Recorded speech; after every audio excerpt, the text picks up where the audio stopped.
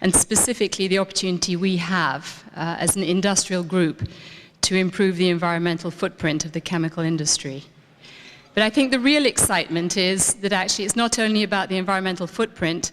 I think we've seen over time that these materials, these bio-based chemicals, are actually also performing effectively in many applications.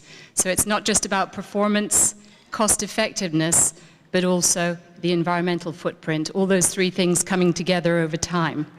And this excitement is really reflected in all the activity we've seen in the industry over the past year, most lately DuPont's acquisition of Danisco, Dow and OPX, our deal, BioAmber's deal with Mitsubishi Chemical, and the successful IPOs of Amyris, Gevo, Codexis, and all the IPOs that we believe are going to come going forward. So to close, I'd like to extend a great thanks to Bio, who as every year have done a fantastic job of organizing this event. And thank you for the opportunity that this event represents to bring people together, to network, to share. And I'd like to welcome Glenn Murray, the Ontario Minister of Research and Innovation, to say a few words before the bar opens. Thank you.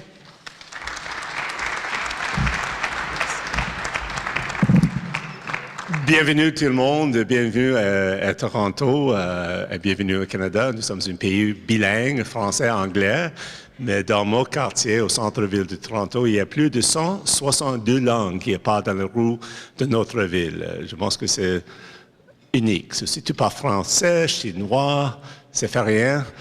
Vous avez un ami dans ce centre qui est capable de parler sa langue. Welcome to Toronto. We're an officially bilingual country, but that's a little misleading. You're in my constituency. I'm not just the Minister of Research and Innovation. I'm maybe in some ways more importantly the Member of Provincial Parliament for Toronto Centre. There are 162 different languages being spoken in my constituency alone. So wherever you're from, whether you're from Kerala, or whether you're from Punjab, or whether you're from Shanghai, or Santiago, or Washington State, you can probably find someone that speaks your language and probably find someone who speaks English or French with your particular dialect as well. So I hope you'll go out, make new friends, and I hope you'll feel not just like a visitor, but because there's so many Canadians who live here who probably come from your country, I hope you'll feel that you're one of us for the period of time you're here. We're in extraordinarily rapidly changing times. It took 2 millennia for human civilization to complete an agricultural revolution, giving us a strong agri-economy. It also took just 200 years for us to go through the industrialized revolution that left us in the middle of the last century as a very production-oriented economy. It took only 2 decades for the information technology revolution, and now the bio-revolution and genomics revolution is happening in months, if not years. The change in how wealth is generated in our society is truly extraordinary. Within a lifetime now, the economy changes more dramatically than it used to change over centuries. When I was born in 1957 in Montreal, 2/3 of Canadians made things for a living. Most of our wealth was generated by production. Today, we have just come through an extraordinarily difficult recession, but we have emerged from it with an accelerated change in our economy. 80% of the jobs being created in Canada right now, and I dare say that's probably true for most of you who've come from different countries, are not jobs where people make anything. Our fundamentals of our economy has changed. Where production for most of our lifetime was the major source of wealth generation, innovation has replaced it as the major source of wealth generation. 80% of the new jobs being created in this province right now are jobs where people make absolutely nothing at all. They invent, they design, they engineer, they finance, they discover, they manage, they re-engineer, they do just about anything but make things. And for our production economy, which has proved to be quite resilient, it is wholly dependent on our innovation economy. It is our levels of productivity, our ability to create better design and better business and product design that is allowing us to compete globally. Right now,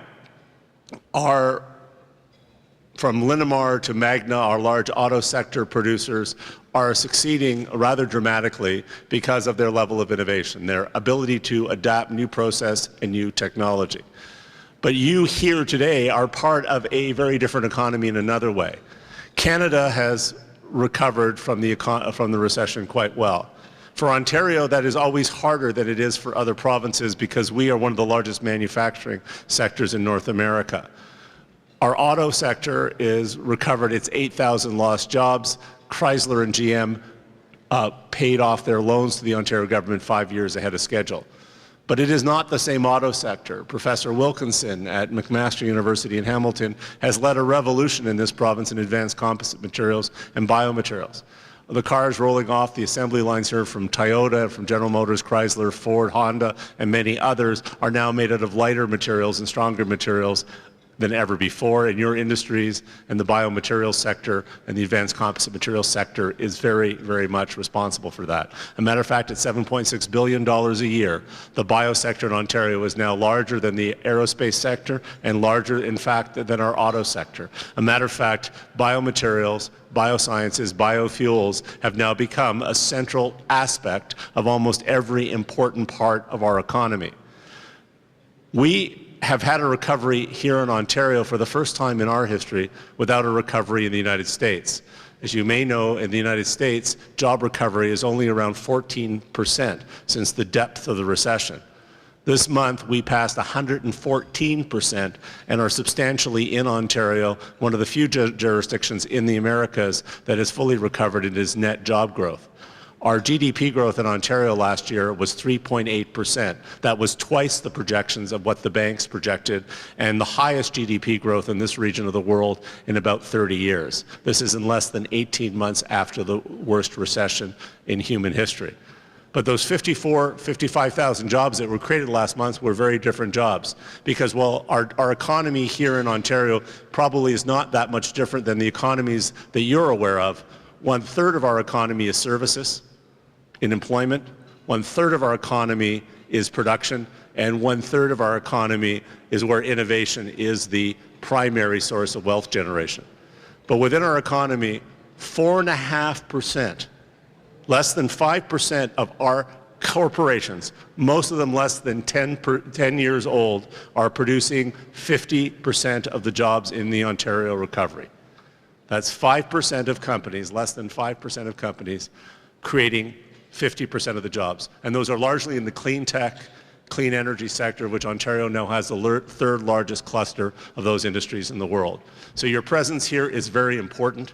I hope there's some lessons here that you will take away and find useful and dynamic. We're very excited because all of our companies are shared. My little BlackBerry, which has a considerable amount of biomaterials and compressed materials in it, is now made in 17 different countries. Our ability to maintain open and free trade is critically important. Our ability to share wealth in this world and share technology and move to a more open source and collaborative economy is very important. And I know you bring that enthusiasm, that knowledge, and that entrepreneurial expertise. On behalf of my dear friend, Sandra Pupatello, the Minister of Economic Development and Trade, who's kindly helping host us, and it's a competition to who's funnier and smarter between her and Carol Mitchell, who's the Minister of Agri-Food and Rural Affairs. I unfortunately didn't get them tonight. I'm the stand-in, but they would have told you some very, very, very funny jokes and made you laugh. But they are paying a lot of the bills for us, so we want to thank those two rather dynamic women. And as my friend Sandra always says to me when I first got elected, just remember, Glenn, politicians are people who see the light at the end of the tunnel and order more tunnel. And since you're here to do the exact opposite, we wish you very short tunnels and lots of light. God bless and keep you safe, and please enjoy your visit here. You're very welcome, and we'd love to share our city with you.